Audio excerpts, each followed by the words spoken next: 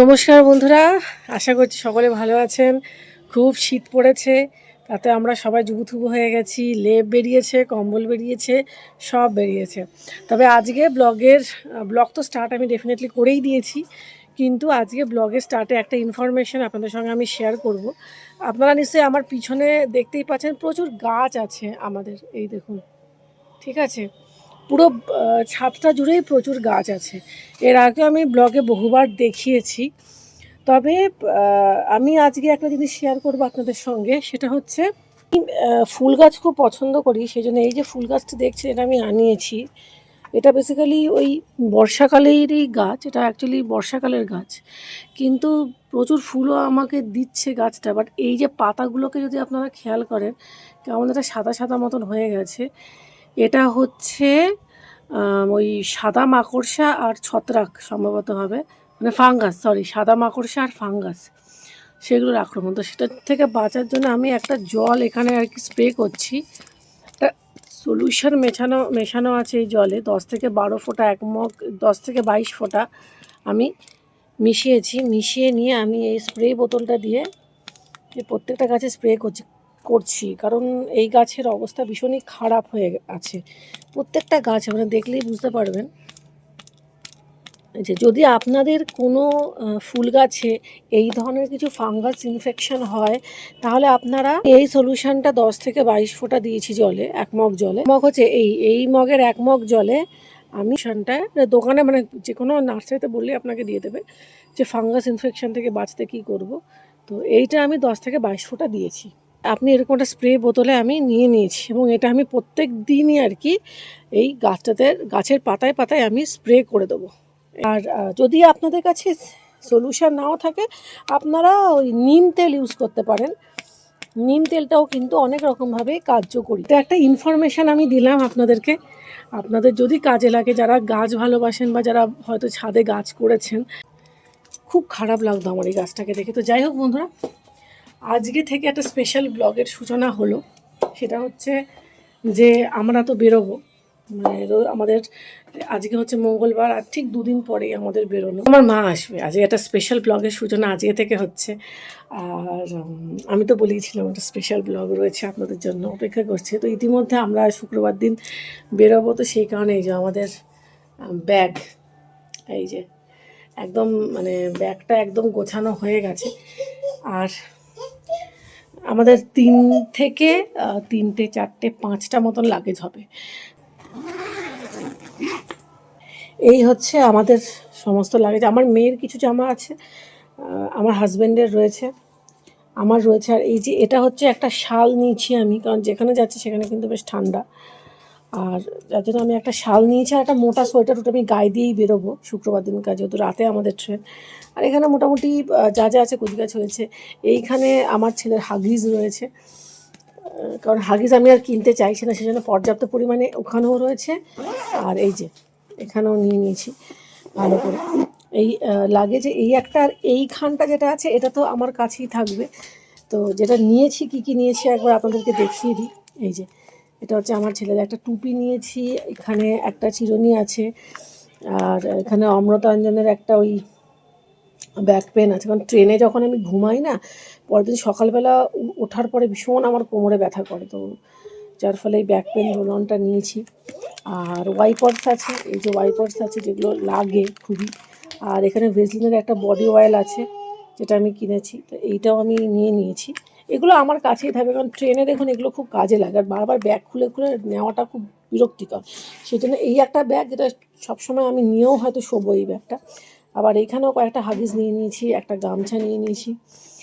তো ব্যাস, এই হচ্ছে আমার এই ব্যাগ। আর এইগুলো, এটা আমার মেয়ে পরে বেরোবে ওদিনকার রাতের বেলা।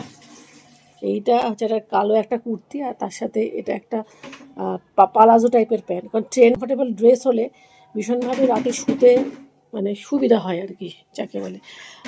আর এটা হচ্ছে আমার একটা হুডি, যেটা আমি ওদিনকার পরে বেরোবো, আপনারা দেখতেই পাবেন। আমি তো এটা পরেই তো ব্লগ করবো। এই যে এই একটা হুডি আর কি, তার সঙ্গে আমি যেটা পরবো সেটা হচ্ছে এই যে এই একটা কুর্তি পরবো, তার সঙ্গে আমারও এইরকম কমফোর্টেবলি, আমার ড্রেসটাও ভীষণভাবেই কমফোর্টেবল। তো ব্যাস, এই হচ্ছে দুটো লাগেজ। এই হচ্ছে আমাদের আরও একটা লাগেজ, আর এইটা আমার ছেলে পরে বেরোবে সেদিনকার। এই একটা ভেতরে গেঞ্জি, একটা লম্বা প্যান্ট, আর এটা হচ্ছে হুডি, আর এই হচ্ছে সোয়েটার। আর এখানে আমার দুটো নাইটির আছে। আর যারা নিয়মিত দর্শক তারা তো জানেন এই সোয়েটারটা আমি আমার মেয়ের জন্য কিনেছি। আমার মেয়ে ওদিনকে এই সোয়েটারটা পরেই বেরোবে। এই একটা মাফলার আছে, কারণ খুব ঠান্ডা যেহেতু, এই একটা মাফলারও নিয়েছি। তো সব মিলিয়ে মিশিয়ে এই যে টোটাল যে ব্যাগটা আছে এর মধ্যে পুরো আমার ছেলে মেয়ের জামা কাপড়েই রয়েছে, আর বিশেষ কিছু নেই আর কি। এই হচ্ছে আমাদের মানে প্যাকিং যাকে বলে একেবারেই কিন্তু কমপ্লিট হয়ে গেছে। কারণ আমার কাজ বাকি, দুটো কাজই বাকি। এক হচ্ছে ঠাকুর ঘরটা একটু পরিষ্কার করব, আর আমার ছেলেকে চান করা এখনও খোলা হয়নি, মুছতে হবে একটুখানি। আমার শাশুড়ি মায়ের একটু শরীরটা খারাপ হয়েছে, ঠান্ডা লেগেছে, যার জন্য আমি ভাবছি যে আমি পুজোটা দিয়েই আমার মেয়েকে আনতে যাবো। তো ঠিক আছে, ওরে বাবারে প্রায় 12টা 40 হয়ে গেল। তাই দেখা হচ্ছে একেবারে, আমি মাঝে আর কোনো ব্লগ করছি না, যখন মা আসবে তখন আবার ব্লগটাকে আমি স্টার্ট করবো। আমার মা এক্ষুনি ফোন করলো, মা এখন টোটোতে বসে গেছে। আর আমি বলেছিলাম মাঝে তো আর ব্লগ আমার এমনিতেও করা হয়নি, মানে আমি সময় পাইনি। এখন 8টা 15 বাজছে, আমি এখন ফোন করলাম মাকে, মা এখন বসে আছে টোটোতে, এক্ষুনি ঢুকে যাবে। আর এই যে ঘরটাতে, এই ঘরে আমার মা আর আমার মেয়ে শোবে। এখন হোমওয়ার্ক করছে, ওদের শোয়ার জন্য লেপ কম্বল সব দেওয়া হয়ে গেছে, এই খাটটা গোছাতে হবে।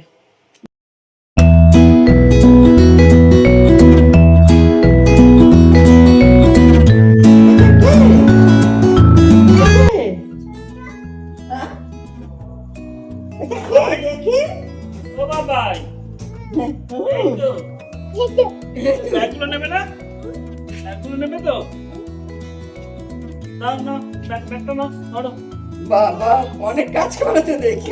বাবা নাচছে নাচে নাচি নাচে, এই তো চলছে, চললেই হলো। বাবা ওই ব্যাগটা নিয়ে তুমি হাঁটতে পারো? এদিকে দে, এটা নিয়ে হাঁটতে পারো? বাবা বাবা বাবা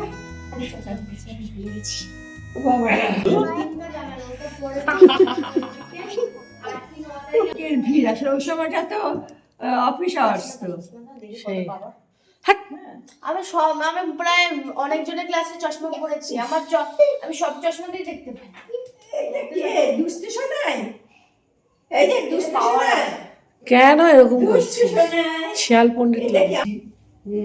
যে ওই আমি এখন বলে দেবো না, দাঁড়া অবশেষে আমার মা এলো। এবারে আমাদের মানে মাঝখানে 2 দিন ভালোই ভালোই কাটলেই হয়, তারপরে আবার এদের দুজনকে নিয়ে যে আমি কি করবো কে জানে। আমি এখন, আমার মা যে এসেছে, মায়ের শাড়ি এখানেই রাখা থাকে, এই যে এই দুটো শাড়ি, তারপরে আরও একটা শাড়ি আছে, সেই শাড়ি সায়া বার করলাম, ব্লাউজ বার করলাম। আর মাকে তাহলে ফালতু বই বই আনতে হবে। এখন আমি একটু ব্যস্ত আছি, আমি ওই চা করবো, এখন মায়ের খিদে পেয়েছে, খেতে দেবো, ঢুকিয়ে রাখবো। তো এই মুহূর্তে ব্লগটা কিন্তু আমার মেয়ে করছে। এখন আমার মা ওষুধ বার করছে, মায়ের ওষুধের থলি, এটা যাবতীয় সব ওষুধ। আর এই যে আমার মেয়ে এখন নামছে, আজকে শোবে এখানে। বালিশটা আমার দেওয়া হয়, ওই ব্যাগটা ওখান থেকে নামা, চেনটা আটকে দিয়ে নামাচ্ছি। এখানে তো মশারি দিতে হবে, যেটা এখনো অব্দি আমার দেওয়া হয়নি। আর এই বিছানাটা একদমই গোছানো হয়নি, এগুলো সব এখান থেকে নামাতে হবে। ব্যাগ ট্যাগ যাবতীয় যা কিছু আছে সমস্ত কিছু। আমার এখন শোয়ার তোড়জোড় আমরা সবাই শুরু করে দিয়েছি।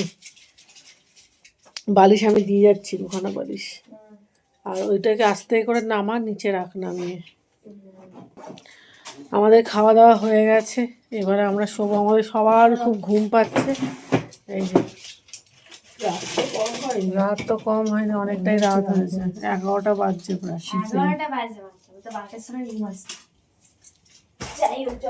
12টার সময় ঘুমিয়ে, তাও জন্য রোজ স্কুল যেতে দেরি হয়।